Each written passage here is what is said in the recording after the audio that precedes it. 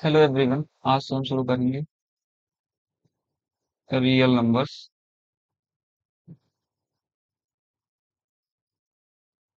Chapter 1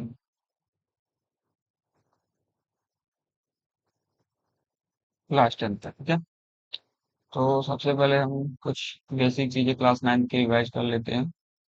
जैसे कुछ numbers हमको पता होनी चाहिए, जैसे नेचुरल नंबर। ठीक है। नेचुरल नंबर क्या क्या होता है?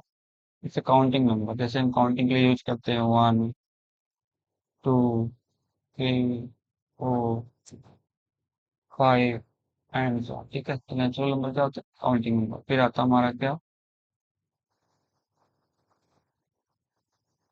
Whole number. ठीक है। होल नंबर जैसे होल नंबर में क्या इंक्लूड करेंगे? 0, 1, 2, 3 एंड सो ऑन। ठीक है। नेचुरल नंबर में क्या इंक्लूड कर देंगे? 0। तो ये क्या हो जाते हैं? Whole number. ठीक है। फिर हमारे पास क्या आते हैं? इंटीजर्स। क्या आते हैं? इंटीजर्स। इंटीजर में क्या कौन सा नंबर होता है? 0, +1, -1, +2, -2, +3, -3 and so on, +4, -4, dot dot dot. ठीक है ना। ये क्या होते हैं? इंटीजर्स। इनको किसे डिनोट किया जाता है? एन से। इसको किसे डिनोट किया जाता है? डब्ल्यू से। इसको किसे डिनोट किया जाता है? आई से, या तो जेड से डिनोट करते हैं। ठीक है ना। तो ये होते हैं इंटीजर्स। अब इंटीजर्स में हमको मेनली जो हमारा रियल नंबर चाहिए, मेनली हम दो तीन नंबर पे काम करते हैं, उनको देख लेते हैं। एक होता है composite number,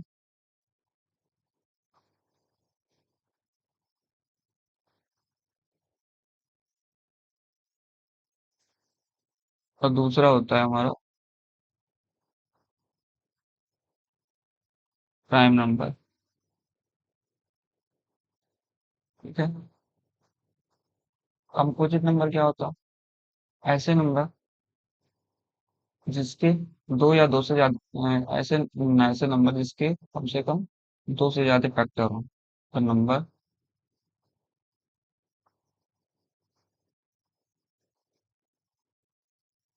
which have more than two factors. ठीक है।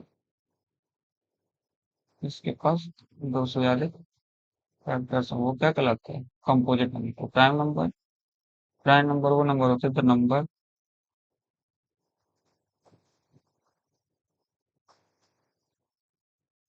विच is divisible, which is divisible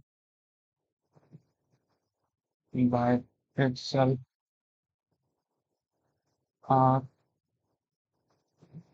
1। या तो खुद से डिविजिबल हो या तो किसी डिविजिबल हो 1 से। ठीक है ना। ये क्या होते हैं? प्राइम नंबर्स होते हैं। ठीक है। अब देखते हैं फिर।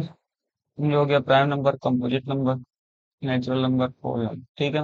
अब हमको क्या देखना है? एक होता है rational number.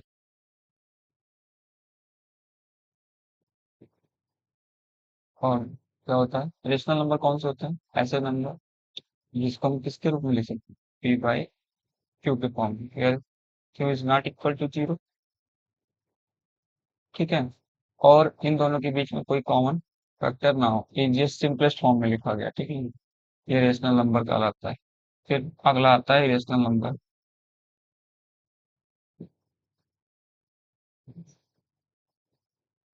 Irrational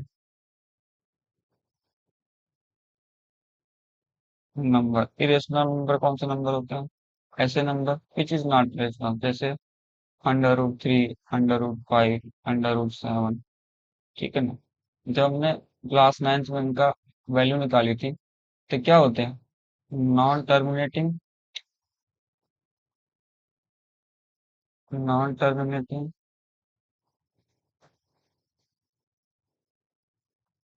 and non repeating.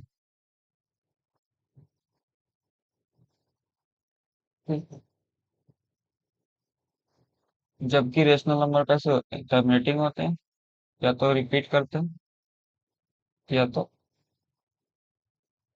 Sorry दोनों में रिपीट करते हैं, एक तो टर्मिनेटिंग होता है, एक नॉन टर्मिनेटिंग होता है, ठीक है, लेकिन रिपीट कर सकते हैं। अगला है हमारा, अब हम पढ़ेंगे कॉमन फैक्टर। अगला टॉपिक हमारा क्या है, फैक्टर। फैक्टर क्या होता है, जैसे अगर जो कोई नंबर, मान लो जैसे 10, ठीक है, अगर जो मैं पूछी 10 को कौन कौन से नंबर डिवाइड कर रहे हैं, किससे किससे कंप्लीटली डिविजिबल, तो 1, 2, 5 और 10, ठीक है ना? तो ये होते हैं फैक्टर्स इसके, या इनको डिवीजर भी कह सकते हैं, फैक्टर और डिवीजर लगभग एक ही होते हैं, ठीक है ना? Factor, A number is said two factor A number, A is said to be factor of b if there exists an integer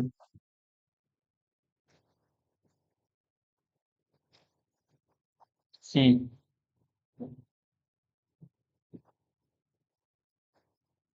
such that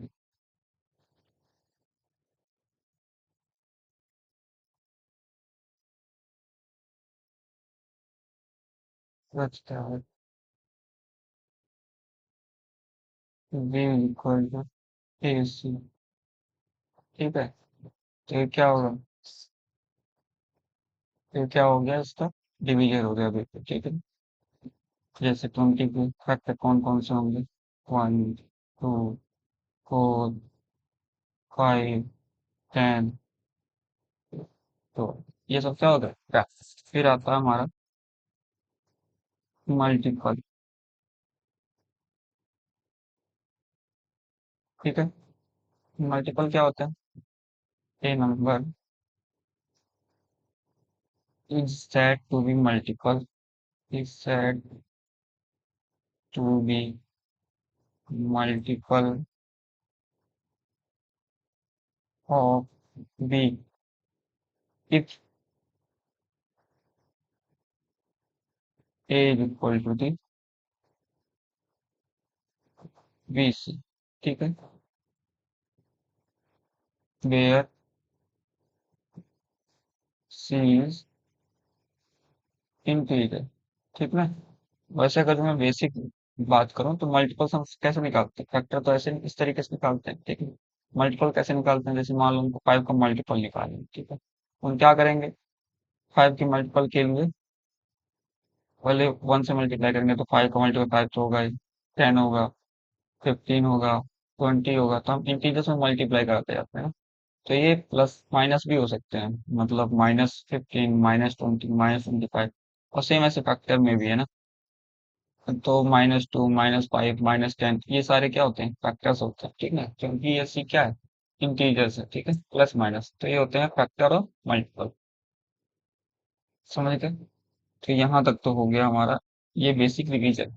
अब आते हैं हम क्लास 10th की पहली क्लास रियल नंबर पे। रियल नंबर क्या होता है, रियल नंबर ऐसे नंबर होते हैं जिनमें क्या हो, पूरा का पूरा सेट हो, पूरा का पूरा एक समझ लो ग्रुप हो, किसका, रेशनल का और इरेशनल का, ठीक है। ये क्या होता है, ये रियल नंबर सेट है, ठीक है।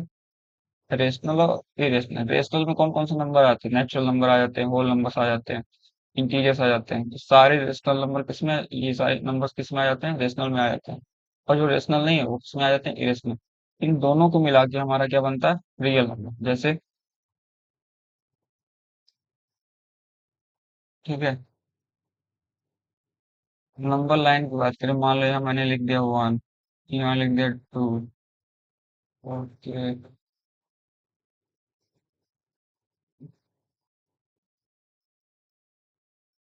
यहाँ मान लिया 1, यहाँ लिख दिया 2, यहाँ लिख दिया 3, यहाँ लिख दिया 4, 5।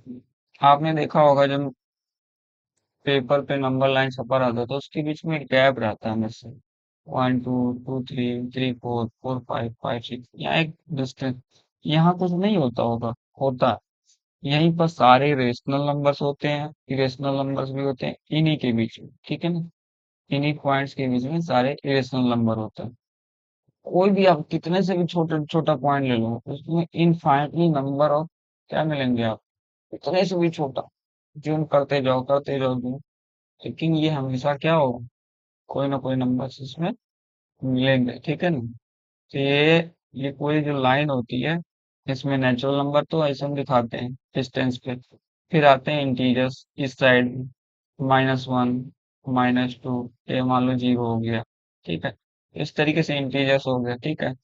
अब इन दोनों नंबर्स के बीच में इन दोनों के रेशियोज क्या होंगे, इधर रेशनल नंबर भी होंगे, इन्हीं रेशनल नंबर के बीच में क्या होंगे, इरेशनल नंबर भी होंगे, ठीक है। तो ऐसा सब कुछ होता हमारा रेशनल और इरेशनल, ये होती है हमारी रियल लाइन, ठीक। अब हम पहला टॉपिक पढ़ते हैं हमारे इसका। पहला हमारा क्या है, पहला topic fundamental theorem of arithmetic. इसको आपने पढ़ा होगा लेकिन आप आज आप इसे दूसरे नाम से जानोगे। पढ़ा तो है आपने इसे, बस नाम अलग।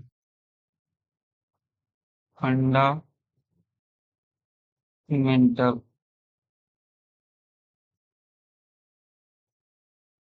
Theorem of arithmetic.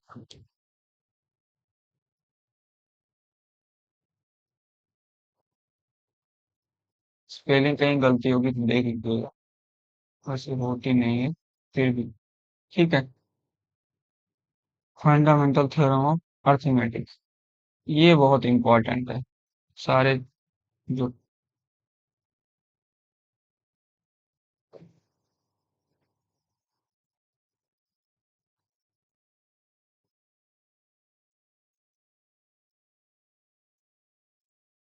Fundamental,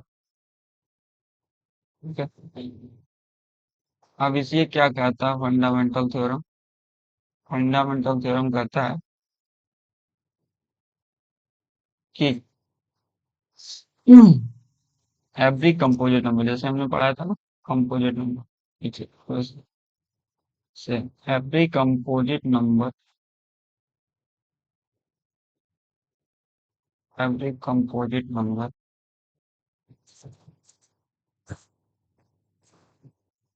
can be written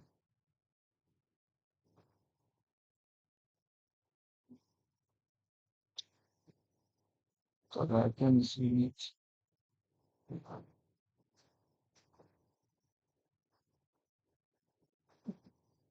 can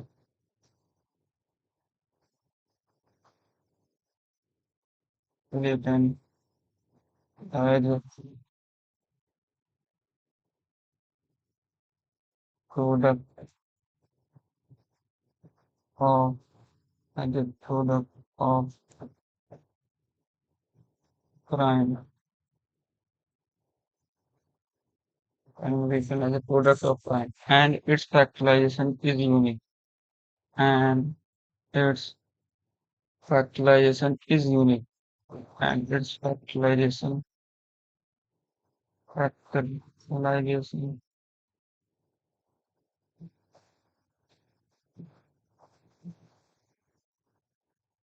is unique, ठीक है। Every composite number can be written as a product of prime number and its factorization is unique। जैसे मान लो कोई composite number a है, तो हम इसको ऐसे लिख सकते हैं, p1 की पावर q1, p2 की पावर a2, pn की पावर an। p1 p2 क्या है, प्राइम नंबर्स, ठीक है, और ये पावर्स इनकी अलग हो सकती है, ठीक है ना। अब ये इंक्रीजिंग ऑर्डर में भी लिख सकते हैं, decreasing, apart from its order, मतलब ये यूनिक होगा लेकिन इसका ऑर्डर हम बदल सकते हैं। ऑर्डर में यूनिक नहीं होगा, मतलब आप समझ रहे हो कि ये प्राइम नंबर सारे होंगे, चाहे किसी भी ऑर्डर में होंगे, ये जो प्राइम नंबर होंगे ये होंगे ही होंगे। मतलब मान लो मैंने 10 का ले लिया, ठीक, तो 10 को हम क्या लिखेंगे, 2 into 5। अब मैं इसको ऐसे भी लिख सकता हूँ, 5 into 2, ठीक है। तो ये प्राइम नंबर है, तो इसकी पावर भी है, बस इनकी ऑर्डर में क्या चेंज हो गई, तो ये यूनिक होगा अपार्ट फ्रॉम इट्स ऑर्डर, ठीक है। फंडामेंटल थ्योरम क्या कहती है। अब आप ध्यान से सोचो कि आपने ये पढ़ा है, इसको हम लोग क्या कहते थे, प्राइम फैक्टराइजेशन। इसको क्या कहते थे, प्राइम फैक्टराइजेशन, ठीक है। ये होता है प्राइम फैक्टराइजेशन। यही होता है फंडामेंटल थ्योरम ऑफ अर्थमेटिक कि every composite number can be written as product of primes and its factorization is unique, ठीक है। ये हो गया फंडामेंटल थ्योरम ऑफ अर्थमेटिक। अब इसका यूज कहाँ होगा, यूज कैसे, टू फाइंड, हमको क्या मिल रहा है इससे, प्राइम फैक्टर्स, प्राइम फैक्टर्स मिल जाएंगे हम, ठीक ना। फैक्टर तो मिलेंगे ही, प्राइम फैक्टर्स मिल जाएंगे, फैक्टर तो हम वैसे भी निकाल सकते थे, ठीक है। प्राइम फैक्टर्स मिलेंगे, फिर प्राइम फैक्टर से हमको क्या मिल सकता है, कॉमन फैक्टर निकालेंगे, हाईएस्ट कॉमन फैक्टर निकाल सकते हैं, लीस्ट कॉमन मल्टीपल भी निकाल सकते हैं, ठीक है। अब आगे आगे हम चेक करेंगे कैसे इसका यूज होगा, ठीक है। अगला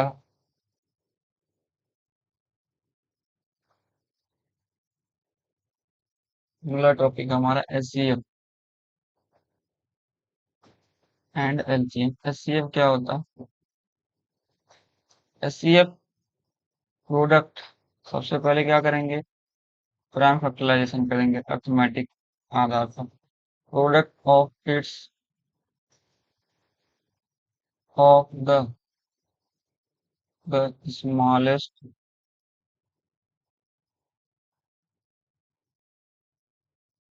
power of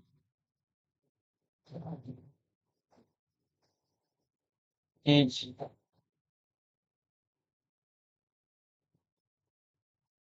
common, each common prime factor, each common prime factor, ठीक है। Product of the smallest power each common prime factor in the number,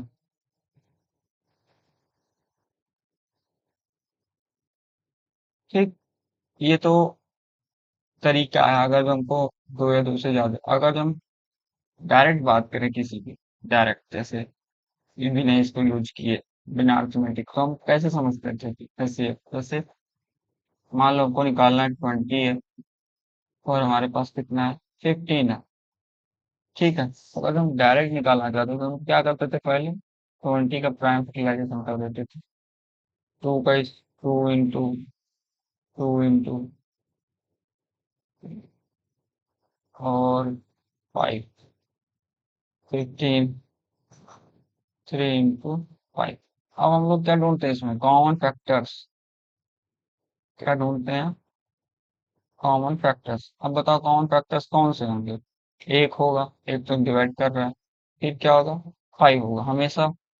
अब इनमें सबसे बड़ा कौन सा है, 5, तो हाईएस्ट कॉमन फैक्टर क्या हो गया, 5, ठीक है। लेकिन इस मेथड में हमको हमेशा एक कॉमन फैक्टर्स निकालने पड़ेंगे, जितने भी होंगे उसमें से सबसे हाईएस्ट हम चूज करते हैं। लेकिन इस मेथड में डायरेक्ट, जैसे 20 है तो हम लोग इनको क्या कहा, product of smallest power of each common prime factor in the number, ठीक है। तो हम लोग सबसे पहले इन सारे नंबर्स को ले लेते हैं, सबसे पावर किसकी है, 2 की पावर, सबसे छोटी पावर कितनी, जो कॉमन हो, ऐसा कोई कॉमन प्राइम नंबर है, हाँ 5, और 2 है नहीं है, 3 है नहीं है, तो 2 को नहीं लेंगे, 5 को लेंगे, सिर्फ 5। 5 की सबसे छोटी पावर कितनी है, 1, ठीक है। ये क्या हो गया एचसीएफ। जैसे मान लो 30 लेना है और 40 लेना है। 30 को क्या लिख सकते हैं, 2 × 3 × 5। ठीक है। 40 को क्या लिख सकते हैं, 2 का क्यूब × 5। ठीक है। तो अब बताओ ऐसे अब क्या हो जाएगा। सबसे पहले हमको कॉमन फैक्टर्स का मल्टीपल में लिखना है। ये कॉमन फैक्टर में नंबर है तो 2 लिख देंगे। ये कितना है 5। और इसकी सबसे छोटी पावर किसमें है, इन दोनों में। एक में 3 है, एक में 1। तो इसकी सबसे छोटी पावर कितनी लेंगे, 1। इसमें भी 1, इसमें भी 1, तो यहाँ 1 ले लेंगे। तो 2, ये कितना हो जाएगा, 2 × 5 कितना हो जाएगा 10। तो ऐसे कितना हो जाएगा 30 40 10। ठीक है। इस तरीके से हम क्या निकालेंगे, ऐसे निकालेंगे। अगली लाइन है हमारा क्या था, एलसी, लीस्ट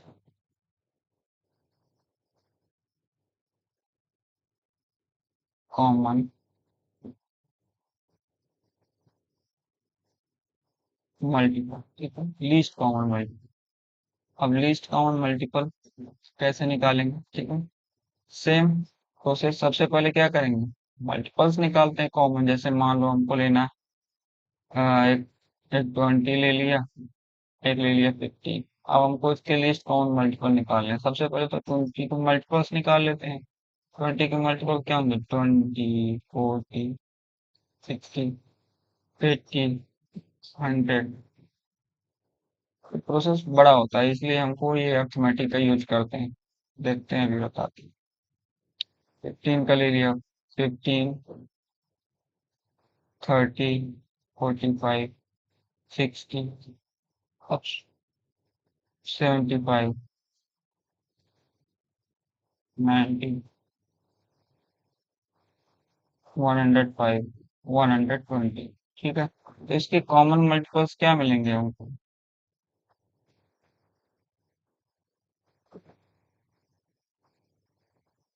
सबसे पहले क्या मिला 60, फिर 120, फिर 180। आगे हमको ऐसे मिलेगा 180 एंड सोने से मिलता जाएगा। इन सब में सबसे छोटा क्या होगा, लीस्ट कौन सा है, 60 होगा। लीस्ट कौन सा है, 60। तो हमारा एलसीएम क्या हो जाएगा, 60। अब ये एक तरीका ये हो गया कि ऐसे हम निकालते थे। अब एक दूसरा तरीका ये है,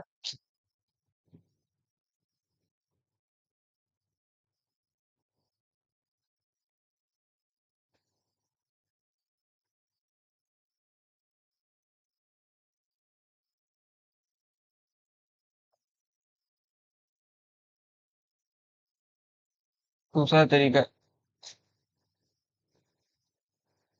दूसरा तरीका ये है कि हम क्या करें, सबसे पहले कर दे, जब पढ़ लेते हैं, प्रोडक्ट ऑफ द ग्रेटेस्ट, क्या करें, greatest power of each of each prime factors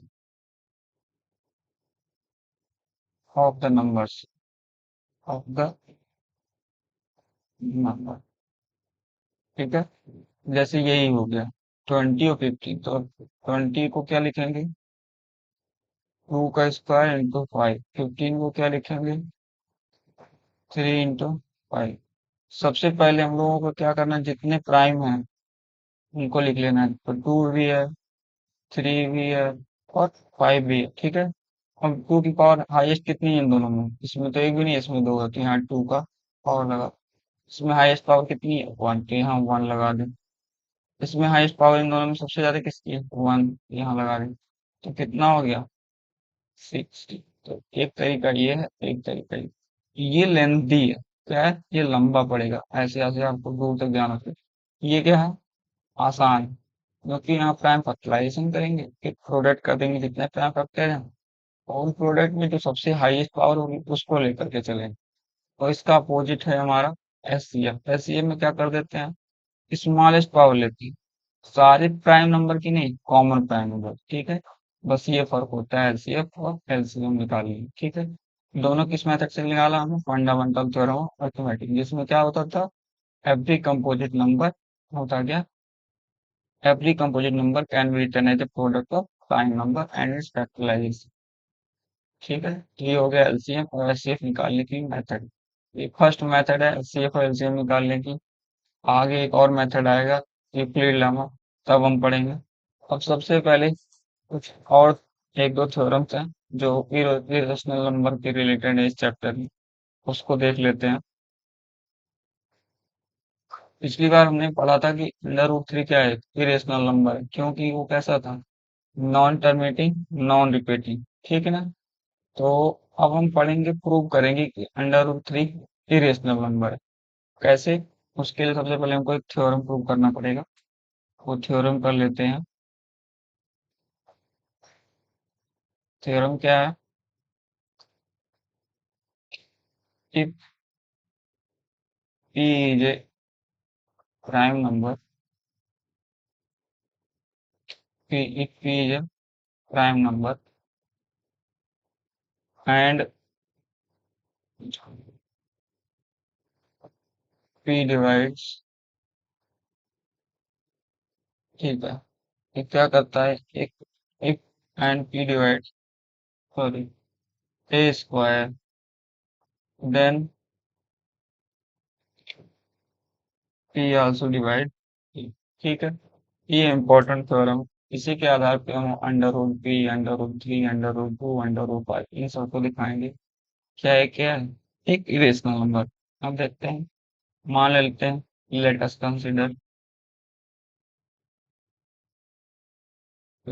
consider a number a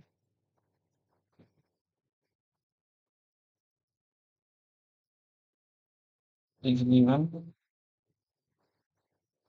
as, हमको a को ले लेते हैं ऐसे कि ये प्राइम फैक्टराइजेशन है, p1, p2, p3, p4 and so on pn, ठीक है। वेयर p1, p2, p क्या है, r, r प्राइम नंबर्स, ठीक है। ये सारे, अब हम लोग क्या करेंगे, स्क्वायर कर देंगे, ए स्क्वायर, स्क्वायर क्या हो जाएगा, p1 square, p2 square and so on pn square. अब हमने क्या लिखा कि p क्या करता है, ए स्क्वायर को डिवाइड करता है, यानी कि p क्या डिवाइड कर रहा है, ए स्क्वायर को डिवाइड कर रहा है। p किसको डिवाइड कर रहा है, p1 square, p2 square, pn square के मल्टीपल, ठीक है, इसको डिवाइड कर रहा है। अगर जो p एक प्राइम नंबर, तो ये सभी प्राइम नंबर है, तो ये इनको क्या कर रहा है, डिवाइड कर रहा है, इन सबको क्या कर रहा है, ये डिवाइड कर रहा है। तो p must be one of p1, p2 and pn। p इन्हीं में से कोई है, या तो p1 p होगा, या तो p2 p होगा, या तो pn p होगा, ये मतलब इन्हीं किसी प्राइम नंबर में से एक p क्या होगा, होगा, ठीक है ना। तो अगर जो p है, तो हम लोग मान लेते हैं, सपोज सपोज कर लेते हैं कि p1 क्या हमारा, p है, p1 क्या है हमारा,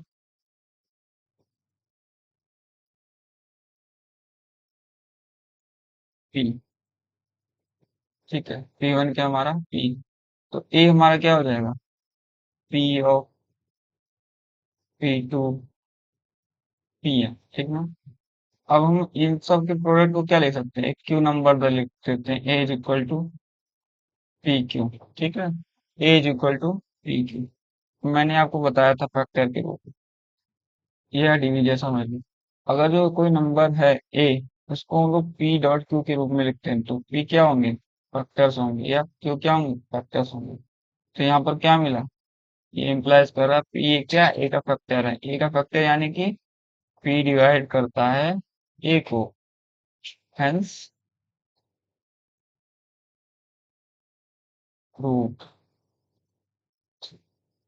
that if p is a prime number and p divide a square then p divides a। अब एक बार फिर से हम बता देते हैं।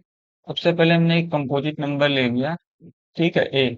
वो कंपोजिट हो या प्राइम हो, उससे कोई फर्क नहीं पड़ता, लेकिन हमने मान लिया कि चलो ठीक है, प्राइम में होगा तो दिक्कत ही नहीं है, ठीक है। कंपोजिट है तो हमने एक ले लिया p1 p2 pn, ठीक है, एक नंबर ले लिया, स्क्वायर कर दिया। स्क्वायर में हम जानते हैं p1 की पावर 2 p2 की पावर 2 ऐसा हो जाएगा। अब चूंकि p डिवाइड कर रहा है ए स्क्वायर को, तो p किसको डिवाइड करेगा, ए स्क्वायर क्या है ये, तो इन सबको डिवाइड करेगा। यार अगर जो प्राइम नंबर किसी प्राइम नंबर के स्क्वायर को डिवाइड कर रहा है, तो प्राइम नंबर क्या होना चाहिए, उन्हीं प्राइम नंबर में से कोई एक नंबर होगा। यानी कि p की वैल्यू इन्हीं p1 p2 p3 and pn में से कोई एक वैल्यू होगी। अब हमने मान लिया p1 ही p, ठीक है, कुछ भी कोई भी हो सकता है, मान लिया p1 ही p। तो ए हमारा क्या हो जाएगा, p p2 p a is equal to p into p2 dot dot dot p, ठीक है। तो p2 pn ये एक इन प्राइम नंबर को मल्टीप्लाई करके हम मान लेते हैं क्या है, q। तो यहाँ मान लेते हैं let q is equal to p2 dot dot dot pn, ठीक है। अब हमने ऐसा मान लिया, ठीक है। अब ये आ गया, इससे a is equal to P q. अब ये पी क्यू क्या हो गए, फैक्टर्स हो गए किसके, a के। यानी कि p किसको डिवाइड कर रहा है, a को। हेंस प्रूव, यानी कि हमारे ये चीज प्रूव हो गया। अगला इसका यूज क्या है, हम क्यों ये थ्योरम प्रूव किया, अब हम दिखाते हैं। तो हम लोग प्रूव करना है, जैसे क्वेश्चन हमारे पास, prove that under root 3 is ए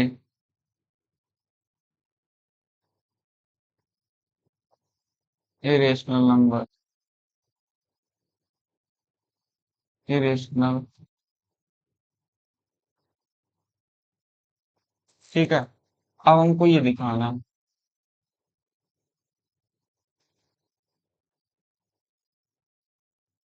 मान लेते हैं, let us consider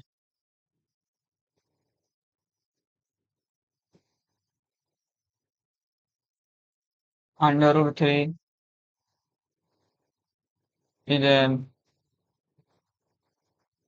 irrational number, ठीक।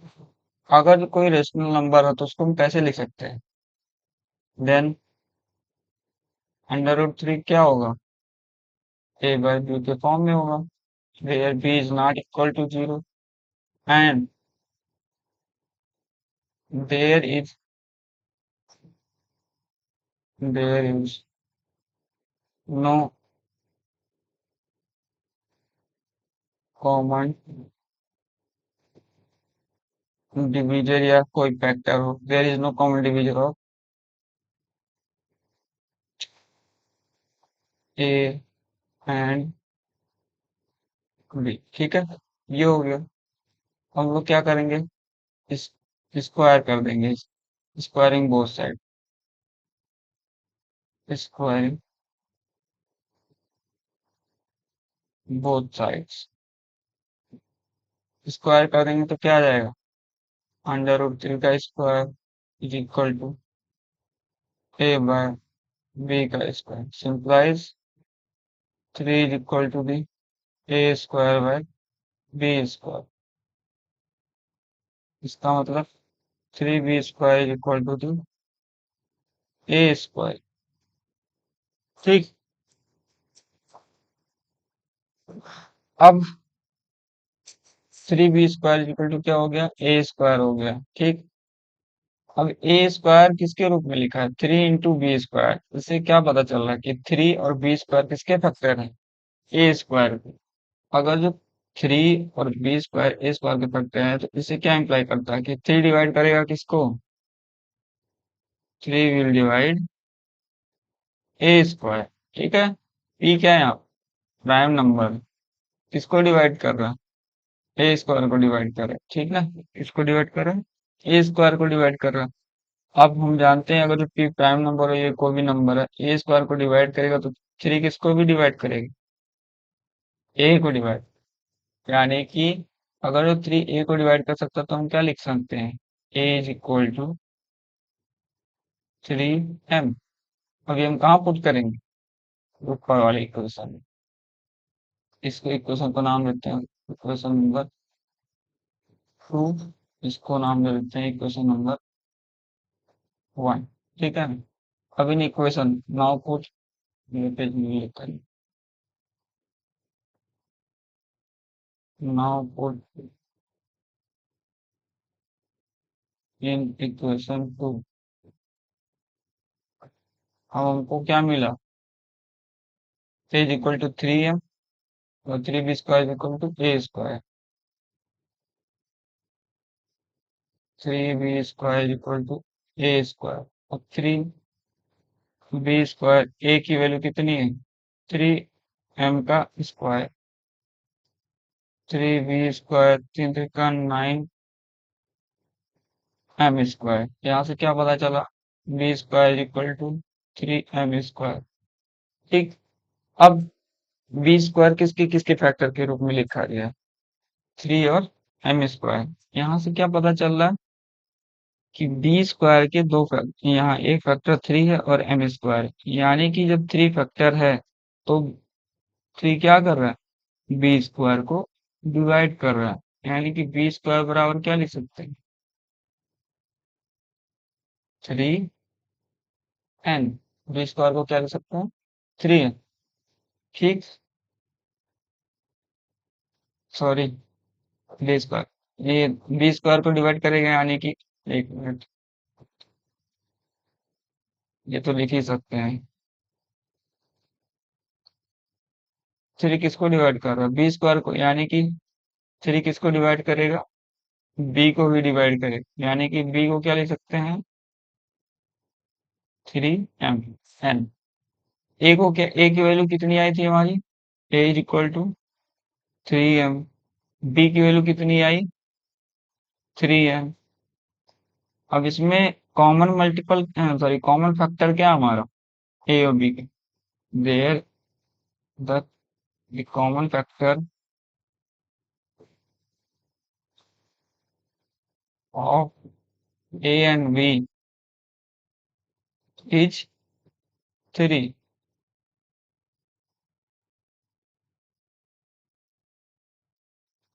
विच इज कंट्राडिक्शन।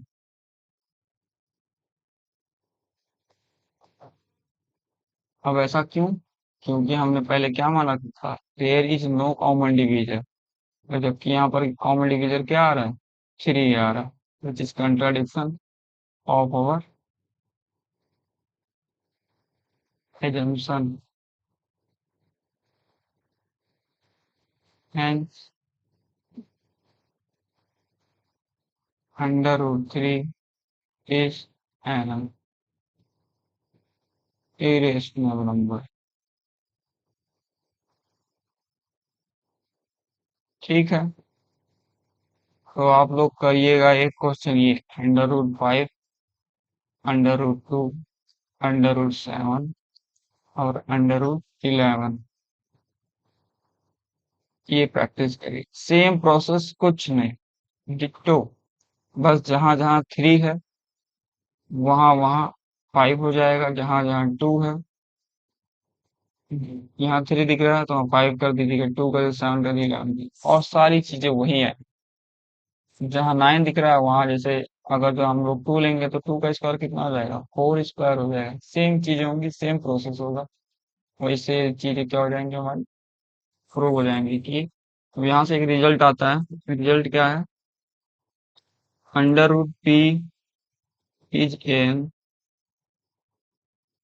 इरेशनल नंबर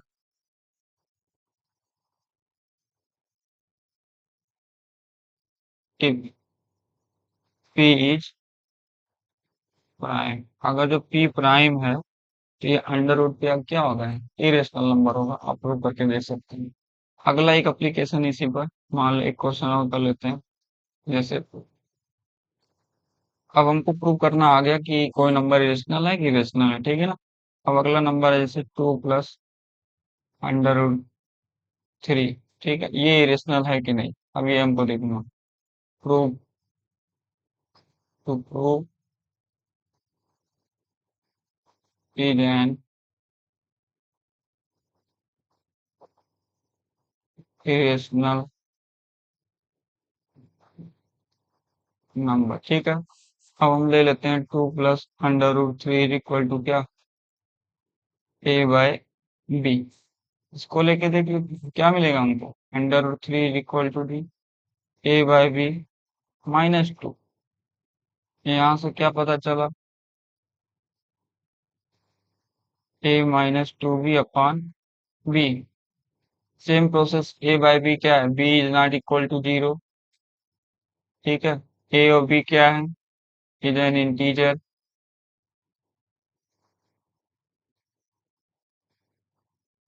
ठीक, a - 2b/b। अब a क्या है, इंटीजर है, b क्या है, इंटीजर, तो a - 2b भी क्या होगा, इज इंटीजर। और b जीरो नहीं है तो ये जीरो नहीं हो सकता, तो a - 2b/b क्या होगा, इज एन रेशनल नंबर।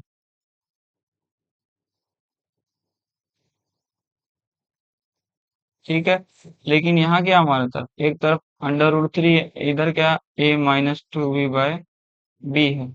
ये है रेशनल, ये है irrational, this is not possible. ठीक है, simplify 2 + under root 3 is an irrational number.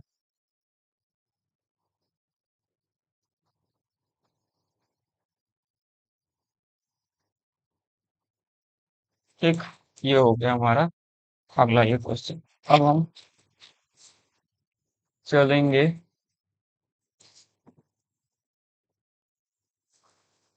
Divisibility पर।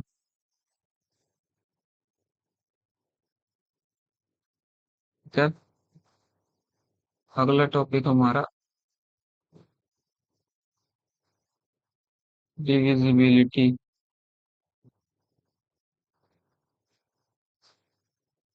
ठीक,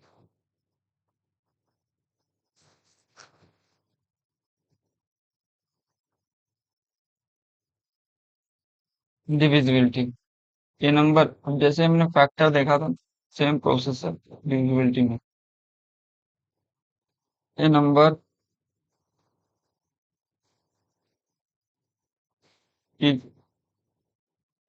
said to be divisible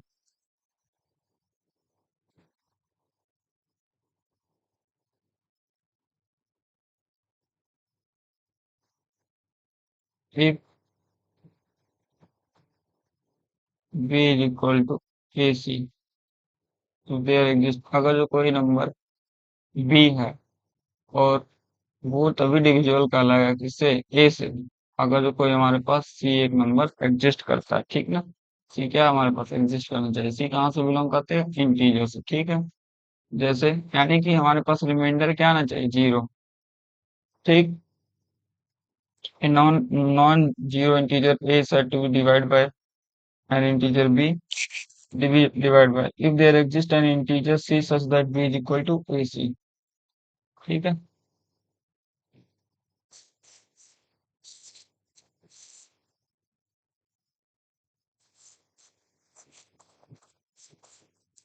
अब यहाँ देखते हैं हम लोग, ये हो गई डिविजिबिलिटी टेस्ट। अब हमारा आता है, कुछ चीजें और जान लेते हैं, जैसे अगर जो a डिवाइड कर रहा है किसको, b को, और b डिवाइड कर रहा है किसको, c को, तो a किसको डिवाइड करेगा, c को करेगा। कैसे कैसे प्रूव करते हैं, एक a डिवाइड कर रहा है b को, तो b इज इक्वल टू क्या हो जाएगा, a³ b डिवाइड कर रहा है c को, तो c इज इक्वल टू क्या हो जाएगा, b³। तो ए, अब बताओ, अब यहाँ सी बराबर क्या हो जाएगा, simply c is equal to, तो बी की वैल्यू क्या है, a³ इंटू Q2, यानी simply c is equal to a into इसका प्रोडक्ट मान लेते हैं क्यू हो गया। इसे क्या मिल रहा है, ए डिवाइड सी। ठीक, ये प्रूव हो गया। अगला क्वेश्चन है जैसे, तो इस तरीके को कुछ रिजल्ट है, सेम प्रोसेस है करने के लिए। जैसे अगर जो ए डिवाइड कर रहा है बी को और सी डिवाइड कर रहा है डी को, तो सिंप्लाइज क्या होगा, ए सी डिवाइड करेगा बी डी को। ठीक है, ए डिवाइड कर रहा है तो बी को, तो यानी कि बी इज इक्वल टू क्या लिखेंगे, ए क्यू वन, हाँ sorry, simplify b is equal to क्या लिखेंगे, ए क्यू वन, और डी इज इक्वल टू क्या लिखेंगे, सी क्यूब। ऐसे कोई q one Q two adjust करेंगे, जहाँ हम लोग ऐसे लिख लेते हैं। ठीक है, अब ए सी क्या हो जाएगा वहाँ, ए सी डिवाइड करेगा, ए डिवाइड कर रहा है बी को। ठीक, ए सी, अब हमको बी डी की वैल्यू निकालनी है, तो बी डी मल्टीप्लाई करा लेते हैं।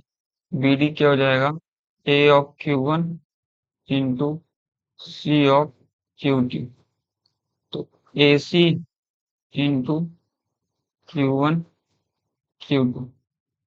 ठीक है, तो ए सी फैक्टर में आ रहा है, सिंप्लाइज क्या, ए सी डिवाइड करेगा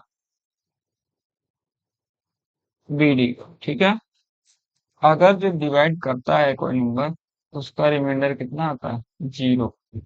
if a divide b, if a divide b, then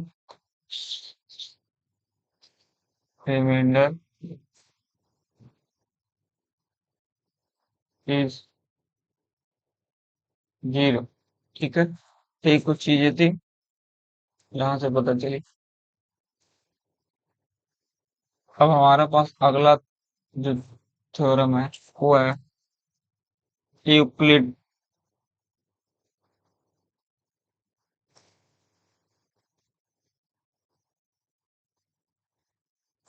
Euclid division,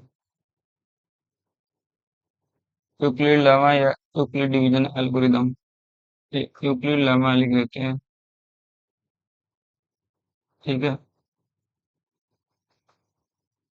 अब यूक्लिड लेमा का यूज कैसे होगा वो बताएं, ये इम्पोर्टेंट, बहुत इम्पोर्टेंट है, क्योंकि एक्चुअली हमको पता होता कि हाँ करना कैसे है, लेकिन हमको रिजल्ट नहीं पता होता कि हाँ ये रिजल्ट लगा इसमें। अभी मैं बताऊंगा कुछ चीजें, आप लोग देखिएगा। जैसे यूक्लिड लेमा क्या कहता है, अगर जो कोई नंबर है ए,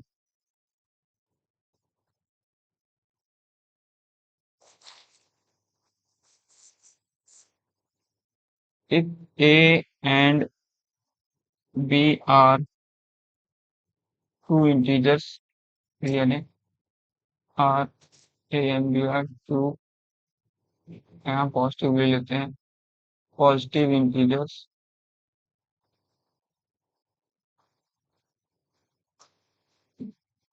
ठीक है, if a and b are any two positive integers, then then there exist then there exist unique integers, there exist unique integers q and r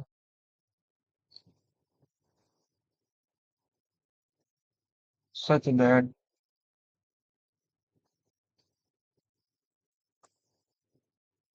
b is equal to a cube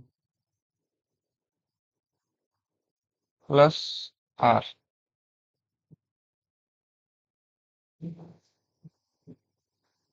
b is equal to a cube plus r, where r की value is less than b and greater than r equal to 0। ठीक है ना, ऐसा होगा।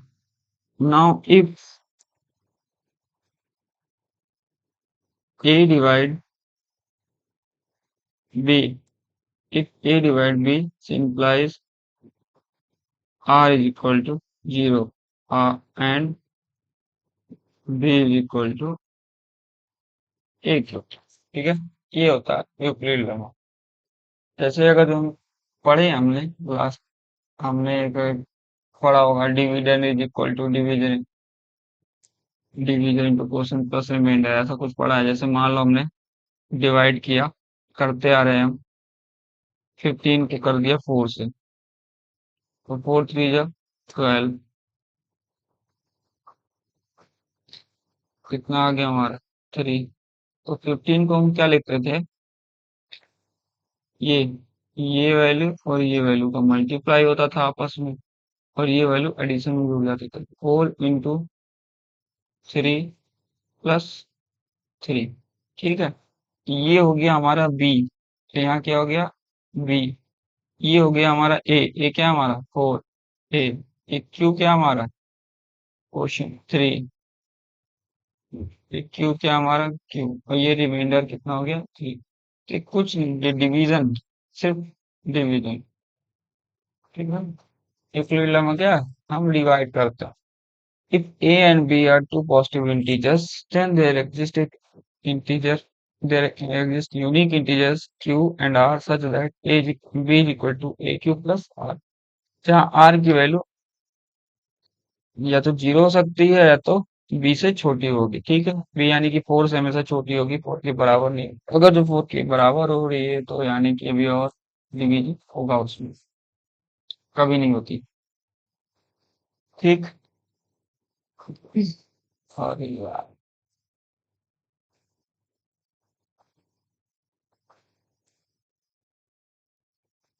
अब हम अगला करेंगे।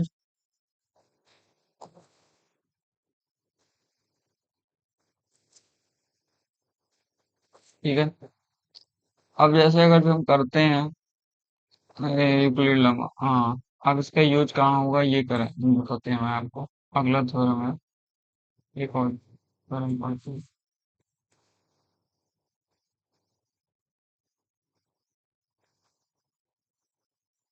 एक,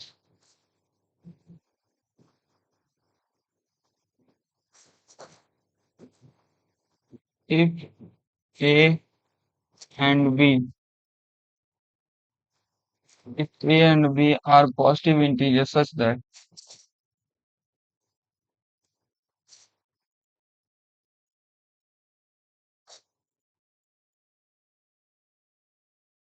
if A and B are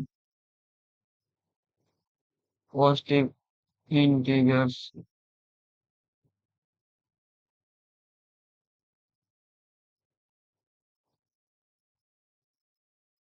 such that A is equal to BQ plus R,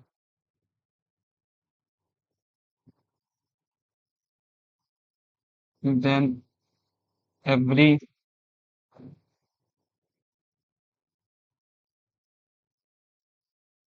common divisor of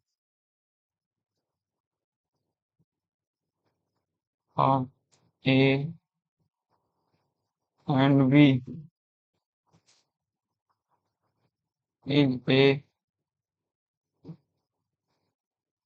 common divisor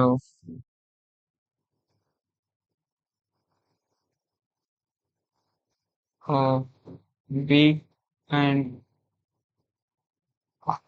ठीक है, if A and B are positive integers such that A is equal to BQ plus R, then every common divisor of A and B is a common divisor of B and R।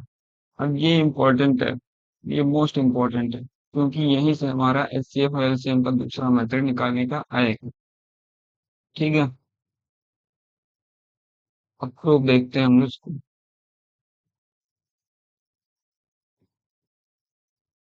Proof, A and B positive integers है, A is equal to b q r है, and c common divisor मान लेते हैं, let b B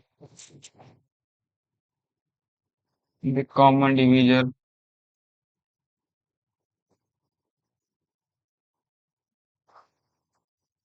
let D be the common divisor of A and B। ठीक है, अगर जो D क्या है, common divisor A and B का, तो implies there then there exist Q1 and Q2 such that A is equal to क्या हो जाएगा, डी क्यू वन, और B इज इक्वल टू क्या हो जाएगा, डी क्यू। ठीक है, आज तक समझ में आ गया हो। अब हमारे पास क्या है, A is equal to b q plus r. R की वैल्यू क्या हो जाएगा, A minus b q, put कर देते हैं। ए ए की वैल्यू क्या है, d q one, minus b की वैल्यू क्या है, d q two into q. अब डी यहाँ कॉमन ले लेते हैं, क्या बचेगा, q one minus q two q. ठीक है, ये आर क्या इम्प्लाइज कर रहा है कि डी डिवाइड करेगा, क्योंकि r equal to d into something multiple b, तो यानी कि डी फैक्टर, यानी कि डी क्या कंप्लीटली डिवाइड कर रहा है, तो यानी कि डी डिवाइड्स आर। अब डी डिवाइड आर कर रहा है, और and d also divide b. ठीक है, कॉमन डिवीजर है, डी आर को भी डिवाइड कर रहा है, डी बी को डिवाइड कर रहा है। Simplify simplify d is a common divisor of b and r. ठीक है, आपको शायद ये थ्योरम एग्जाम में ना पूछा जाए, लेकिन ये ऐसे थ्योरम्स होते हैं कि अगर जो आप मैथ पढ़ रहे हो, तो आपको अभी ना पता चले शायद इसका रोल क्या है हमारी लाइफ में, लेकिन एज ए मैथमेटिशियन आप जैसे जैसे चीजें देखते जाते हो, आगे बढ़ते जाते हो मैथ, तो आपको लगता है यही सारी चीजें तो हमने पढ़ी थी, काश और अच्छे से डिटेल में पढ़ा होता, तो चीजें और अच्छी होती, बाद में आपको इस चीज का गिल्ट हो। इसलिए धीरे धीरे अगर जो मैथ में इंटरेस्ट है आप लोगों का, तो बेसिक चीजें बहुत अच्छी जरूरी होती है पढ़ने के लिए। प्रॉब्लम सॉल्व करना एक अलग बात है, लेकिन आपको कुछ चीजें पता होनी चाहिए कि हाँ अप्लाई कैसे करते हैं, पहली बात तो।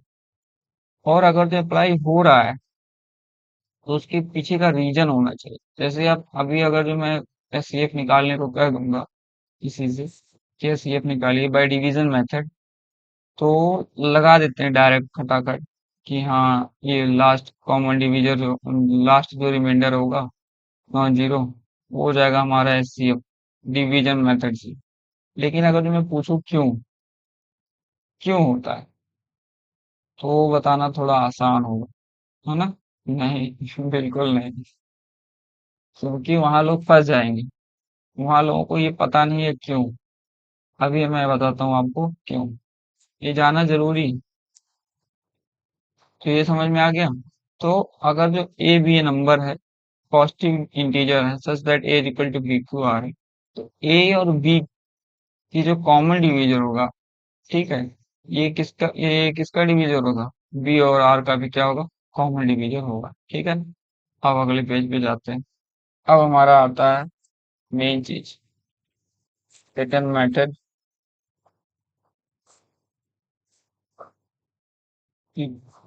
अब हमको निकालना है एचसीएफ,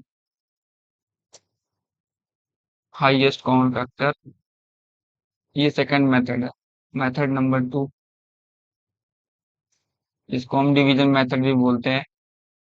क्लास में बहुत बचपन में बहुत पढ़ा होगा आपने, सेवन्थ एट नाइन जो भी है, ठीक ना। तो एचसीएफ निकालने का सेकंड मेथड हमारा, इसको हम डिवीजन मेथड भी कहेंगे, लेकिन अब ये लगेगा कैसे, अब आप देखते हैं। जैसे सबसे पहले हम लोग क्या करते हैं, इसको एल्गोरिथम जान लेते हैं।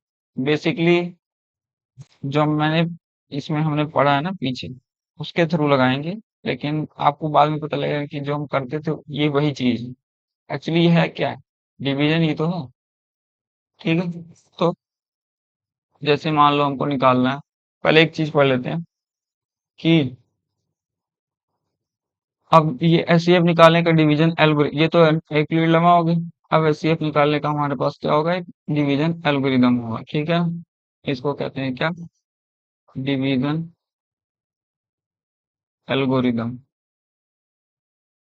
Algorithm is the method to find the solution, मतलब किसी चीज को अप्रोच करने का तरीका एल्गोरिदम कहलाता है। ठीक है, स्टेप बाय स्टेप। सबसे पहले हम लोग, कोई नंबर है ए और बी, जिसका हमको क्या निकालना है, कॉमन फैक्टर। ठीक है, या हाईएस्ट कॉमन फैक्टर समझ लो आप, जीसीडी। ठीक, ए इज इक्वल टू क्या लिख सकते हैं हम लोग, बी क्यू, नहीं सॉरी, ये नहीं है, b is equal to a q plus r है। ठीक है ना, ये है। ए इज इक्वल टू क्या, बी क्यू प्लस आर। ठीक, ए और बी का हमको क्या निकालना है, हाईएस्ट कॉमन फैक्टर। अगर जो हमारे पास एक रिमाइंडर क्या आ जाए, जीरो आ जाए, रिमाइंडर क्या आ जाए हमारे पास, जीरो आ जाए। ठीक है, रिमाइंडर आ गया जीरो, तो बी क्या करेगा, ए को डिवाइड करेगा। ठीक है, बी क्या करेगा, ए को डिवाइड करेगा। ठीक, इससे क्या इम्प्लाई करता है, b is highest common factor. ठीक है, ये कॉमन फैक्टर है। ठीक, एक नंबर पूरा का पूरा आ गया, किसी को डिवाइड कर रहा है इस पूरे, तो अब किसी दो नंबर में सबसे बड़ा फैक्टर ये नंबर ही तो हो सकता है कॉमन। इससे ज्यादा तो क्या आ जाएगा, मतलब एक पूरा का पूरा एलिमेंट, जैसे मान लो 15 मैंने लिखा, और एक और 5 लिखा। ठीक है, सॉरी, क्या लिख दिया, एक 5 लिख दिया, 15 लिख दिया। ठीक, अब मैं अगर पूछूं तो 3 इंटू 5, और ये क्या होगा, 5 को क्या लिख सकते हैं, 5। ठीक है, ये पूरा का पूरा एक एलिमेंट इसमें ही इसका एक फैक्टर ही हो गया ना, पूरा का पूरा एक एलिमेंट क्या हो गया, एक फैक्टर हो गया। तो ये कॉमन फैक्टर तो होगा ही, लेकिन ये क्या होगा, इन सारे कॉमन फैक्टर्स में हाईएस्ट भी होगा। So B is a highest common factor. लेकिन if R is not equal to zero, तो अगर जो आर जीरो नहीं है तो हम लोग क्या करेंगे। ठीक है, तो हम लोग आर को डिवाइड करेंगे, सॉरी, बी को डिवाइड करेंगे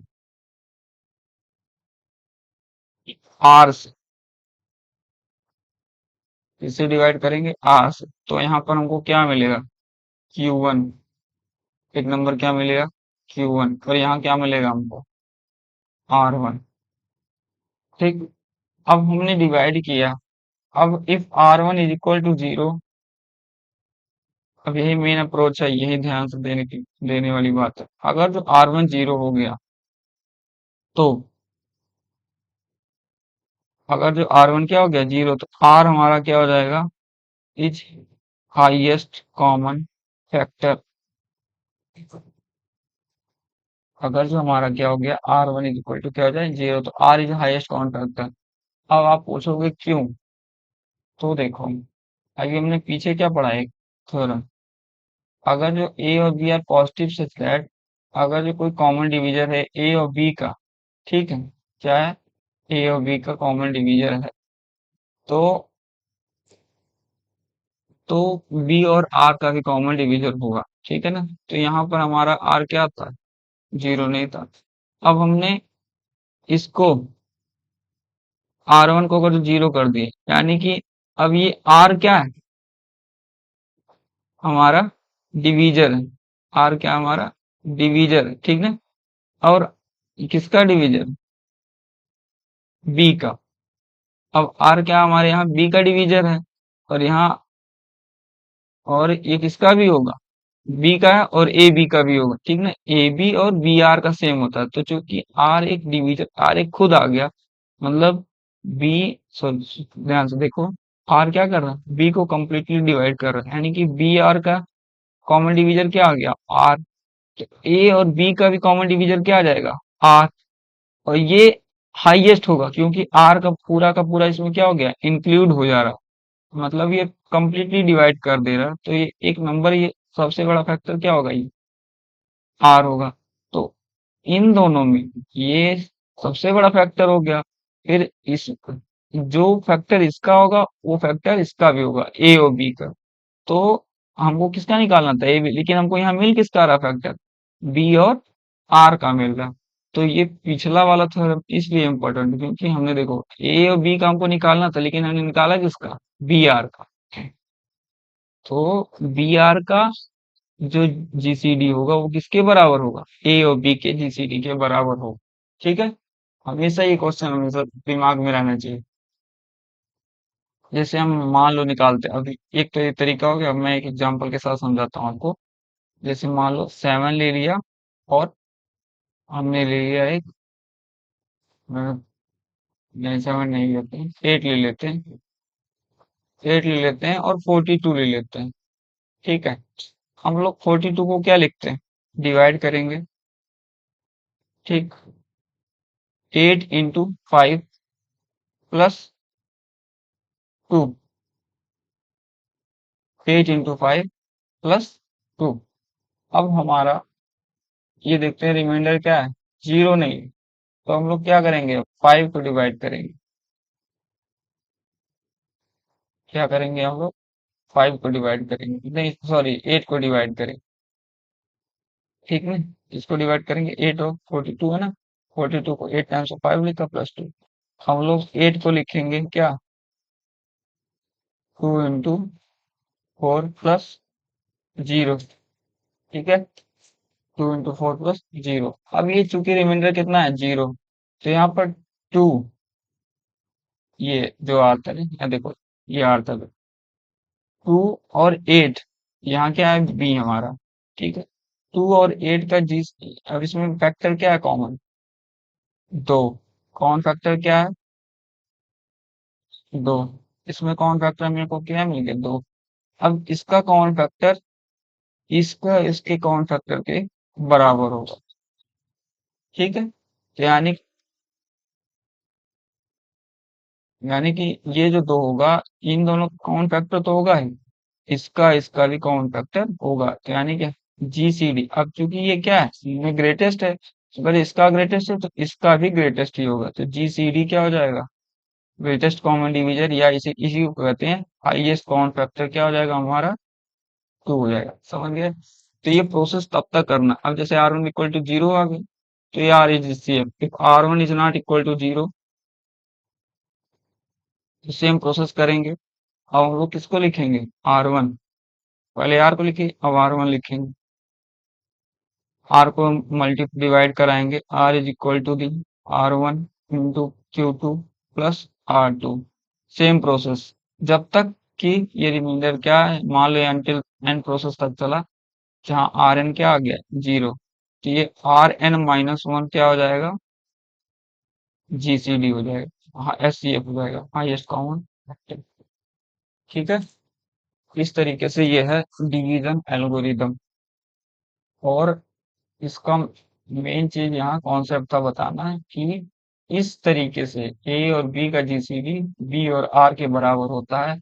इसलिए जब हम डिवीजन एल्गोरिथम लगाते हैं तो जो लास्ट रिमाइंडर होता है हमारा नॉन जीरो, वो होता है जीसीडी। ठीक है, कुछ एग्जांपल कर लेते हैं बताने के लिए। जैसे एक एक सवाल ले लेते हैं हम लोग, जैसे 7050 और 1050। ठीक है, तो हम लोग 7050 को लिखते हैं क्या, 6 टाइम ले जाते हैं, और 7 टाइम में तो ज्यादा चला जाएगा, 6 टाइम ले जाते हैं। 1050 इंटू 6 प्लस कितना हो जाएगा, 6300। 6300, 7050 निकालना है तो कितना बचेगा हमारे पास, 750।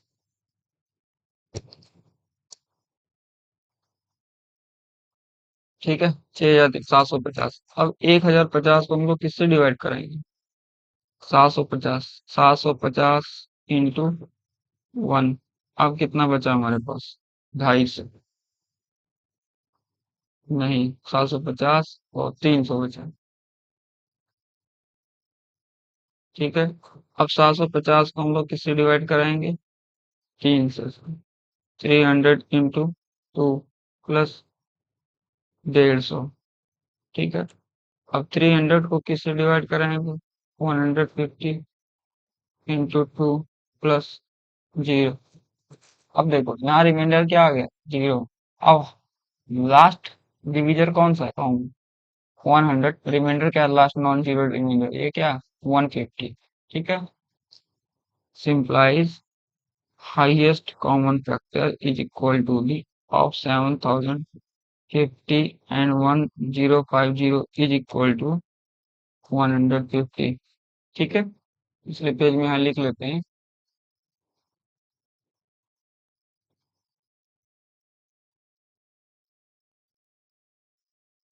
Last non zero reminder is highest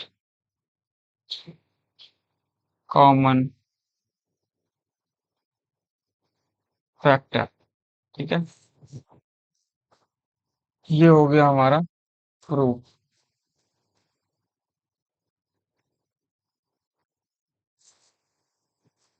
और कुछ तो बचा नहीं होता है।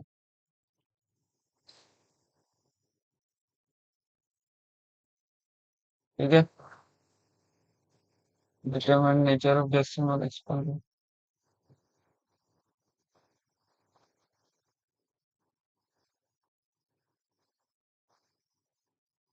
ठीक। एक और टॉपिक है, वो खत्म कर लेते हैं।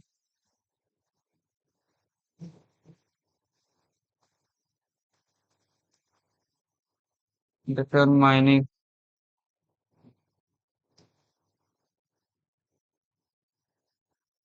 नेचर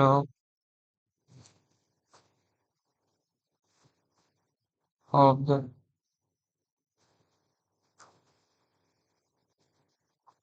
डेसिमल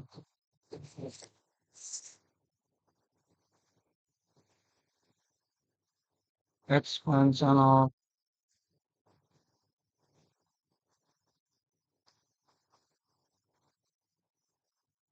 रेशनल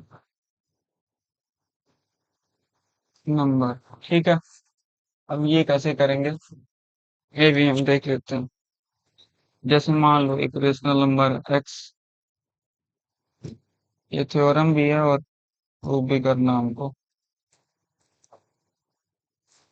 ये रिजल्ट याद रखना है।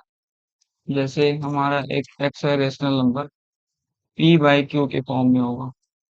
ठीक है। क्या एक rational number P by q के फॉर्म में होगा। अगर ये क्या होगा? टर्मिनेटिंग, ये टर्मिनेटिंग नंबर होगा if q is equal to in the form of 2 की पावर m into 5 की पावर m। ठीक है। अगर भी ये टर्मिनेटिंग होगा if q is equal to 2 की पावर m into 5 की पावर n के रूप में हो। ठीक है ना? m where m and n are non negative. क्या है? नॉन नेगेटिव इंटीजर्स है। ठीक है। जैसे अगर जो मैं बात करूं, एक्स की वैल्यू ले लेते हैं 3/5। ठीक। इसकी पावर क्यू क्या है यहाँ पर? 5 की पावर 1। 2 की पावर कितना है? 0। ये है क्या है? टर्मिनेटिंग। क्या हो जाएगा ये? टर्मिनेटिंग। अगर जो पूछे, जैसे ये मान लो अभी लिख दिया मैंने, x इज इक्वल टू 4/9। यहाँ क्यू किसके फॉर्म में? 3 का स्क्वायर, 3 की पावर m के फॉर्म में। So non terminating. This is the result for using terminating and non terminating rational number. ठीक है ना? तो हमेशा जो टर्मिनेटिंग रेशनल नंबर होंगे उसका जो डिनोमिनेटर होगा 2 की पावर m इंटू 5 की पावर n की पावर के फॉर्म में होगा। ठीक है। और एक एग्जांपल ले लेते हैं, जैसे मान लो हमको कोई और दिखाना हो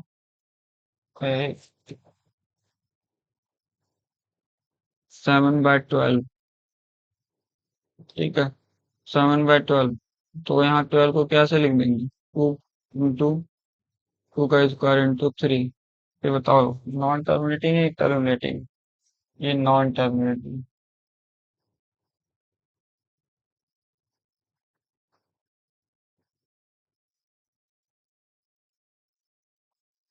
आपकी जानकारी के लिए बता दूं कि रेशनल नंबर दो टाइप के होते हैं।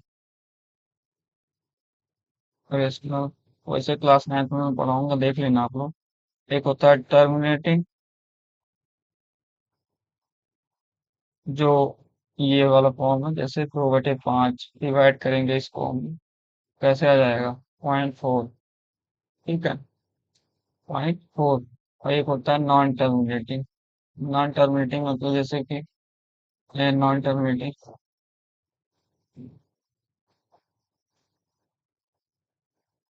जैसे नॉन टर्मिनेटिंग में दो टाइप के होते हैं। एक होता है रिपीट करता है अपने नंबर्स को, एक होता है नॉन रिपीटिंग। जो नॉन रिपीटिंग होते हैं ना, रिपीट, ये होते हैं rational.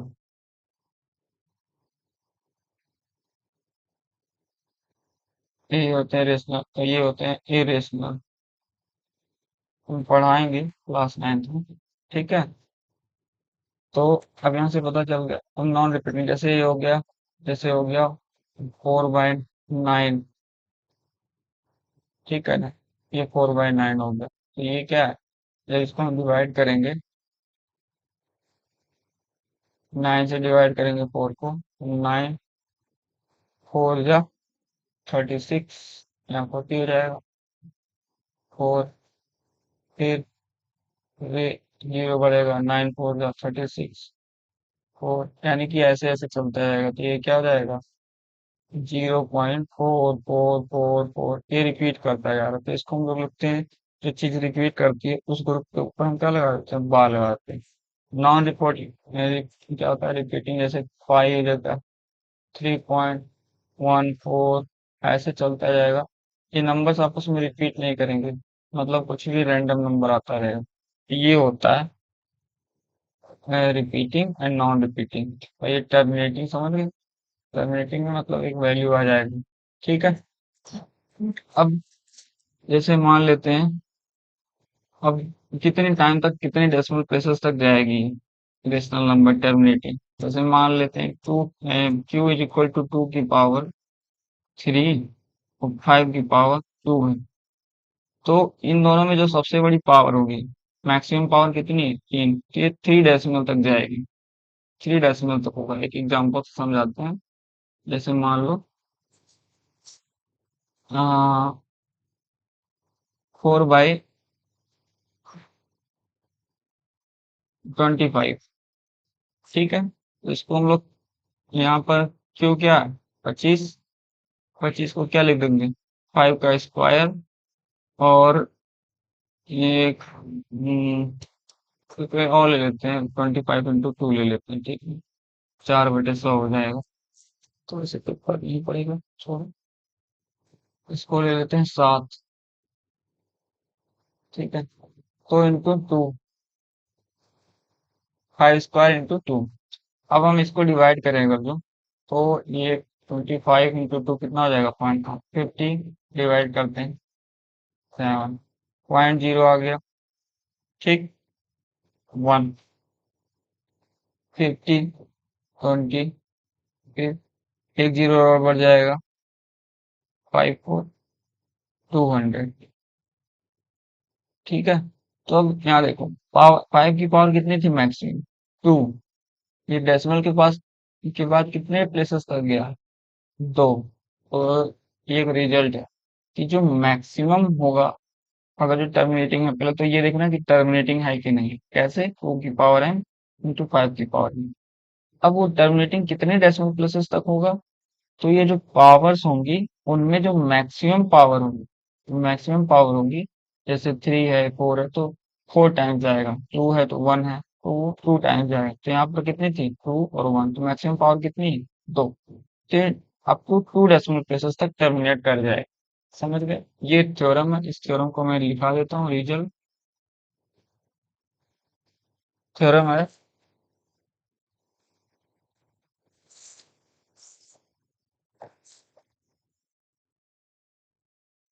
Late x is equal to p by Q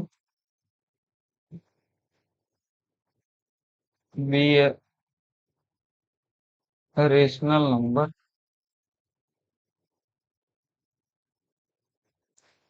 be a rational number where q is in the form is in the form 2 की पावर m into 5 की power n,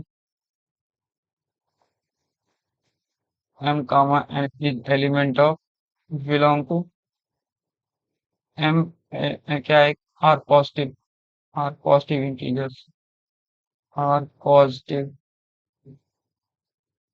integers है। ठीक है? तो then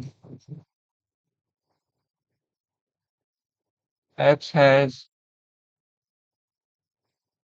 a decimal expansion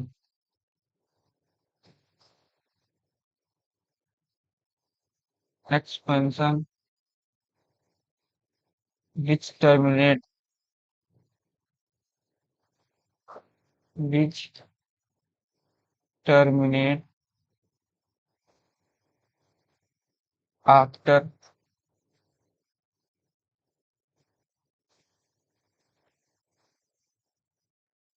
k places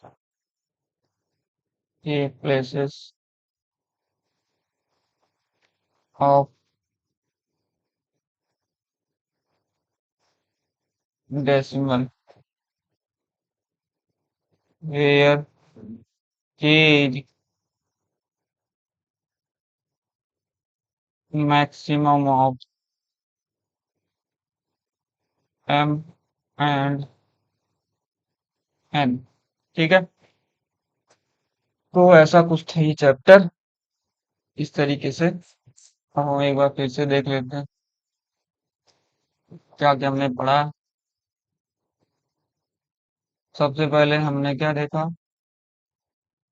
real number chapter 1, फिर natural number, whole number, integers के बारे में पढ़ा, फिर कंपोजिट नंबर पढ़ा, प्राइम नंबर पढ़ा, क्योंकि हमको आगे क्या लगाना था? डिवीजन एल्गोरिदम और फंडामेंटल थ्योरम, तो इसलिए ये चीजें पढ़नी जरूरी थी। Revision just. फिर हमने फैक्टर पढ़ा कि फैक्टर क्या होता, मल्टीपल पढ़ा, फिर बेसिक मैनर्स में कैसे हम लोग मल्टीपल या फैक्टर निकालते हैं वो देखा। फिर आता हमारा fundamental theorem of mathematics. Every composite number can be written as a product of prime and its factorization is unique। यहाँ से हमने क्या निकालना सीखा? फैक्टर्स। कैसे? Prime factors.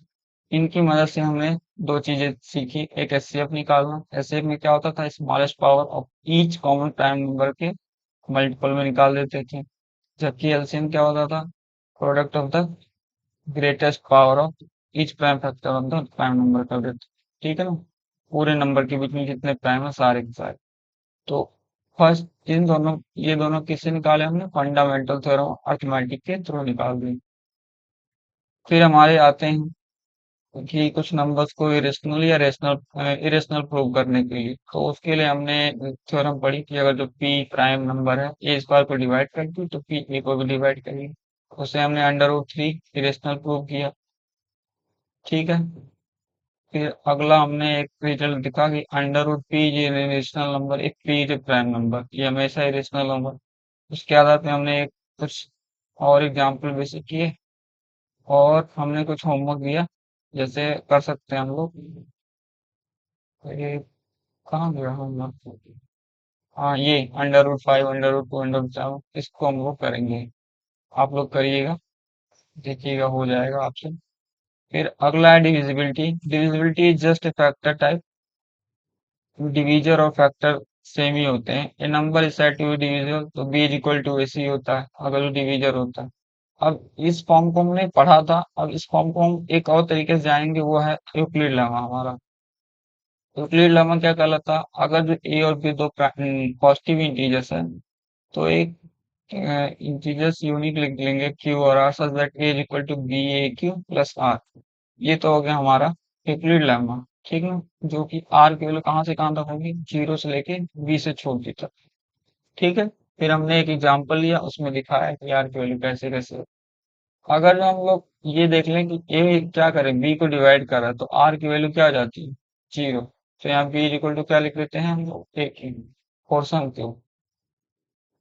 फिर यहाँ से एक थ्योरम प्रूव किया हमने, ये पढ़ा। फिर अगला थ्योरम हमने प्रूव किया कि ए और बी का जो पॉजिटिव इंटीजर, तो common divisor of a b is equal to the common divisor of b r. A b और बी आर के कॉमन डिवीजर सेम।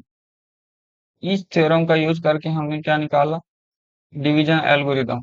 इस डिवीजन एल्गोरिदम से हमको क्या मिलेगा, हाईएस्ट कॉमन फैक्टर। अब हमने हाईएस्ट कॉमन फैक्टर निकाल लिया, और फिर अगर हम हाईएस्ट कॉमन फैक्टर निकाल लेते हैं तो हमारा एलसीएम निकालना इजी है कि नहीं। तो हम लोग देखते हैं कैसे निकालते हैं एलसीएम। एक तरीका और ये चीज बता देता हूँ। ठीक ना? अगर जो अब हम एचसीएफ तो निकालिए डिवीजन, तो एलसीएम कैसे निकालेंगे, ये भी बड़ी बात है ना।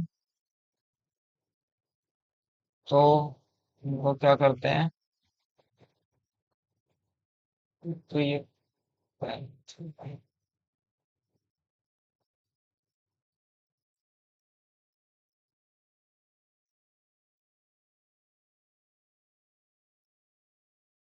एचसीएफ निकाल लिए। अब एचसीएफ का एक रिजल्ट हमको पता होना चाहिए। HCF highest common factor into least common multiple is equal to a into b के बराबर होता है। ठीक है ना? यानी कि product of HCF and LCM is equal to the product of the number. अगर हमको एचसीएफ पता है और दो नंबर हमको पता ही है, ठीक है, ए बी पता है, एचसीएफ पता है, तो एलसीएम कैसे निकालेंगे, ए बी इंटू एचसीएफ। याद रखना ये दो नंबर के होता है, तीसरे नंबर के लिए नहीं। ठीक है ना? तीन नंबर अगर जो दिया रहेगा, जैसे ए बी और सी दे दिया रहे, तो आप ये सोचे कि H C F of a b c into L C M of a b c is equal to a b c. नहीं, ये गलत है, ये नहीं होता। ठीक है ना? बट याद रखना, तो तीन नंबर के लिए सेटिस्फाई नहीं करेगा, दो नंबर के लिए सेटिस्फाई करेगा। तो एक तरीका ये है। तो हमने डिवीजन एल्गोरिदम से सबसे पहले हम लोग डिवीजन एल्गोरिदम से हम लोग क्या निकालेंगे, एचसीएफ निकालेंगे। फिर दोनों का प्रोडक्ट करेंगे, एचसीएफ से डिवाइड कर देंगे, क्या आ जाएगा हमारा, एलसीएम आ जाएगा। तो हमारे एचसीएफ निकालने के दो मेथड हो गए, पहला प्राइम फैक्टराइजेशन मेथड और दूसरा डिवीजन एल्गोरिदम। फिर एलसीएम से भी निकाल सकते हैं, पहला प्राइम फैक्टराइजेशन मेथड, फिर दूसरा डिवीजन एल्गोरिदम। डिवीजन एल्गोरिदम से सबसे पहले एचसीएफ निकालना ही पड़ेगा, तभी एलसीएम निकलेगा। ठीक। फिर हमने लास्ट में टॉपिक पढ़ा, determining nature of decimal express, क्या एक्सप्रेशन ऑफ फ्रैक्शनल नंबर। और टर्मिनेटिंग के हमारे फॉर्म कौन सा होना चाहिए, 2 की पावर n और 5 की पावर n के फॉर्म में। ये कुछ चीजें पढ़ी हमने, और एक रिजल्ट लिखा कि अब तो कितने डेसिमल प्लेस जाएगा, maximum of m and n के रूप में जाएगा। ये सारी चीजें हो गई। अब कोई चीज नहीं बचता, अब हम करेंगे प्रैक्टिस। इसके बाद क्लास, अब मैं आपको कुछ चीजें बता देता हूँ। देखो हम कैसे क्लास लेंगे, सबसे पहले तो मैं बेसिक लेक्चर तैयार करूंगा, हर टॉपिक वाइज बेसिक लेक्चर्स। ठीक है? जैसे आज मैंने तैयार कर दिया, ये जैसे क्या हो गए, रियल नंबर्स। ठीक है। तो क्लास 10 के लिए हम हमारा क्या है, एक तो आनी चाहिए हमारी थ्योरी तैयार, तो यहाँ से आपकी थ्योरी हो जाएगी तैयार, ठीक है। जो इम्पोर्टेंट इम्पोर्टेंट क्वेश्चन आते हैं, जो थ्योरम्स प्रूव करने थे वो कर दिए।